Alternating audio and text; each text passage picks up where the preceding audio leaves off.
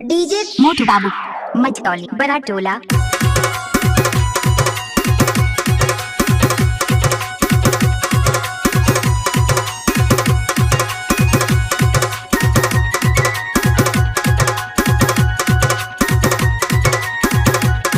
DJ मोटू बाबू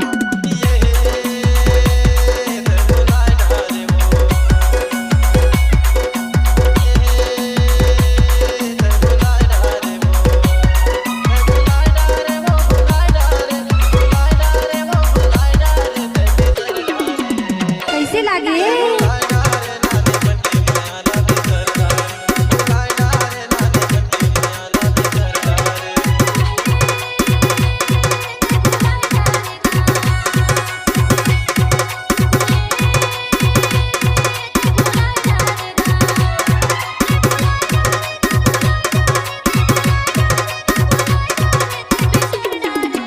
DJ मोटू बाबू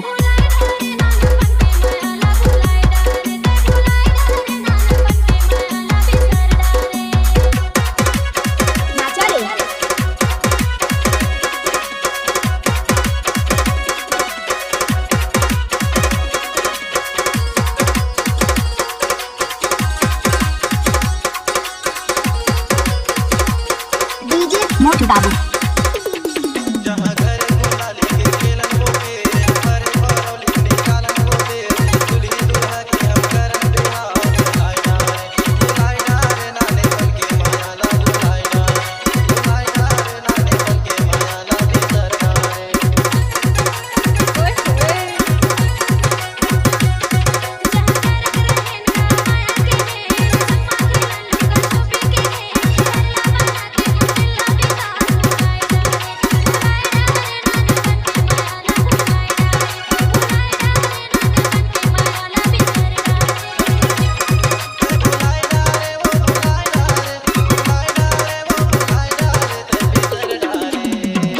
मोटू बाबू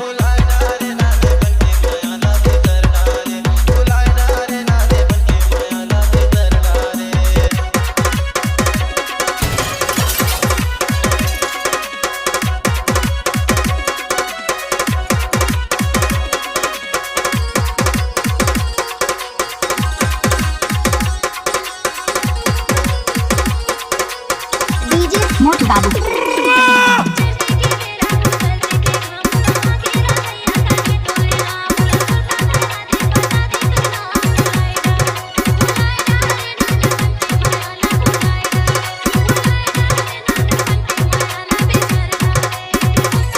मोटू बाबू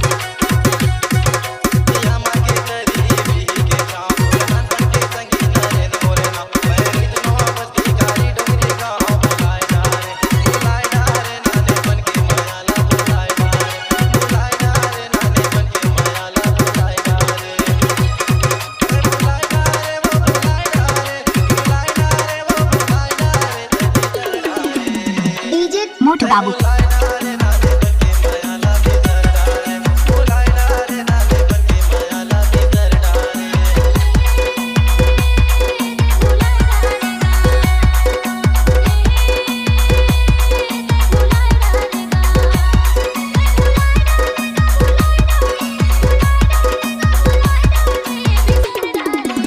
डीजे मोटू बाबू